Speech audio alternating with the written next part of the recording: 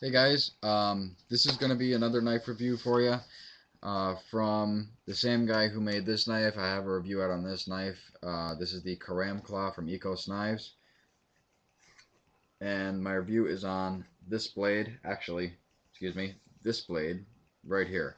Um, I have, I had this knife made for me custom by Jason at Ecos Knives. EcosKnives.com makes the best custom knives and the cheapest custom knives you will find anywhere, guys. Really, they are just amazing, amazing blades. If you just want a really cool, one of a kind, no others like them in the world blade, go to ecosknives.com. You will find an amazing blade. If not, email Jason with a nice design that you want to have done. See if he can do it. If he'll do it, he'll give you a price range and he'll get it done. But I had this knife made, guys, for 75 bucks. His prices have increased just slightly because of the whole cost of blade steel and all that kind of thing. But this knife is made out of 5160 spring steel.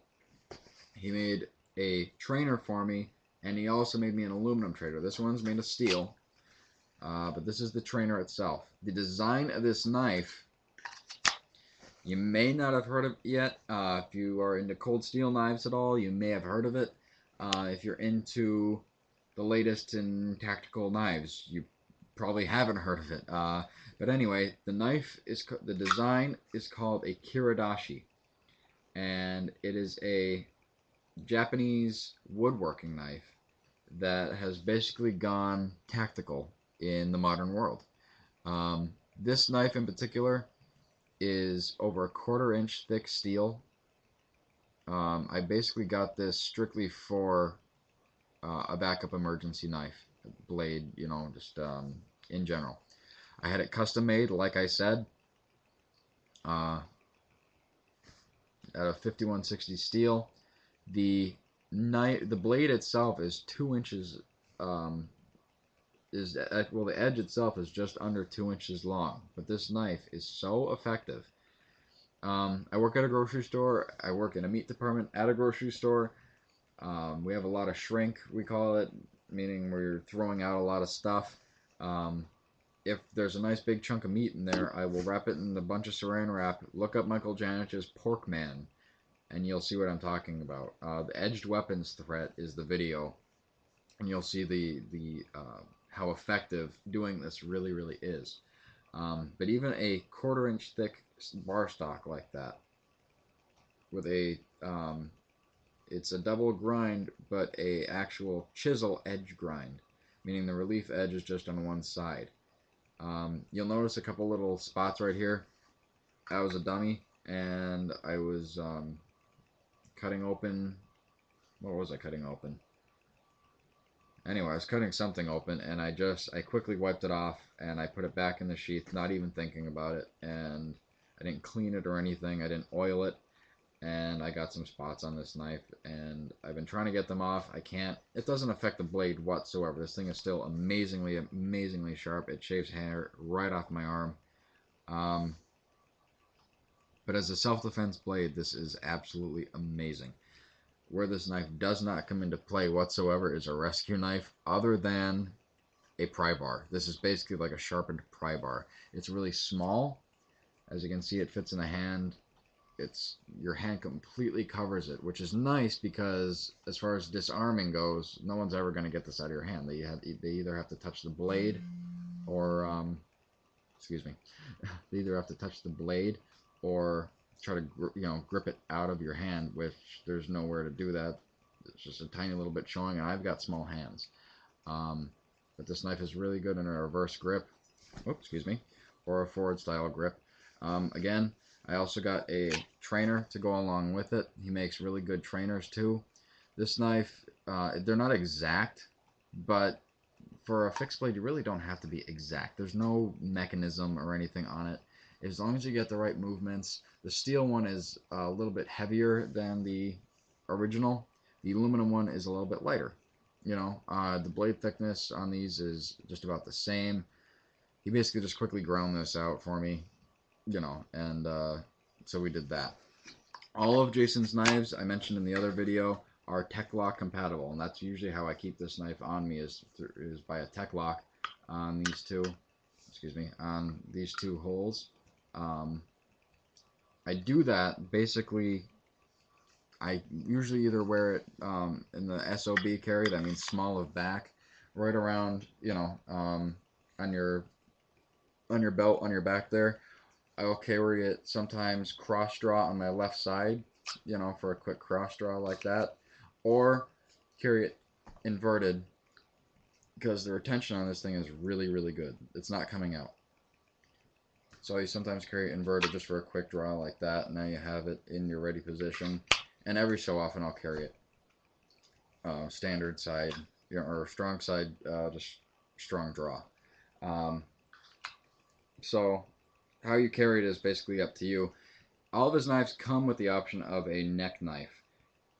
This thing is so freaking heavy, I would never carry this around my neck. I can't stand that feeling of bouncing against my neck. That would just piss me off. But a good strong draw like that, it works.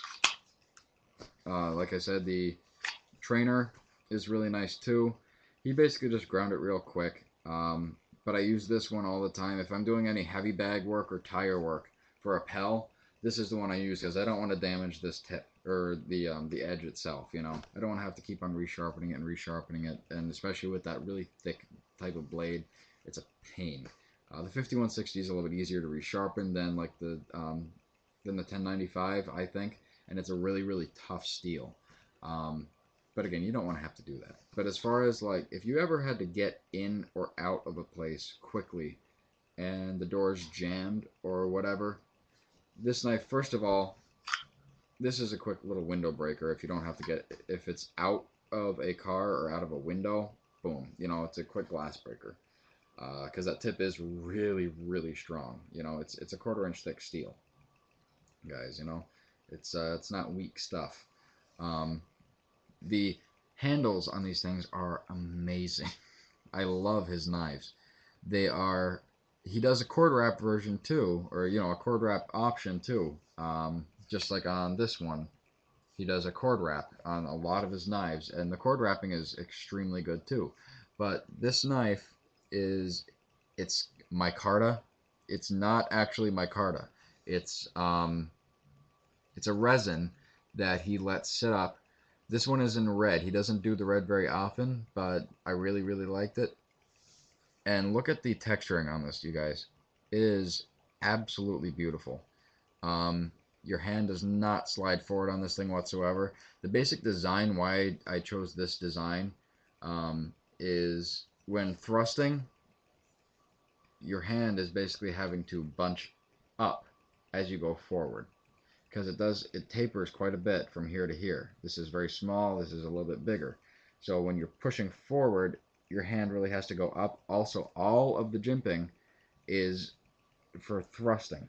Now when cutting, this knife, typically the grip I'll hold it in is like this, actually. I know it looks a little weird and it's not your typical hammer grip or anything like that, but I'll actually hold this knife like this, basically because you have your defensive position here, right? And now you're sending the blade forward. As a cut with this knife, doing just like this, you're just hitting with the flat area right here. This is not sharpened right here. This is not.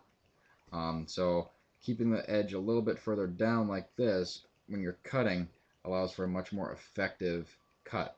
And you know what? Here, let me just do this with the trainer so I can just show you. But when you have it right here, let me just get a good angle. There we go. Okay, so you have your hands. You have your target. Holding it like this, you're never gonna cut them. You might poke them a little bit.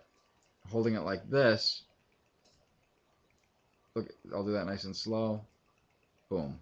And now you're creating an amazing cut. And if you don't believe me, I really should try to get some meat and just show you guys what these things can do. Even a 1/4 inch thick steel blade goes through meat like you wouldn't imagine. The other part of it too is look how wide the grind is. It's actually really substantial. You can't even really see half of it. Um, let me see if I can get a good angle here so you guys can kind of see that.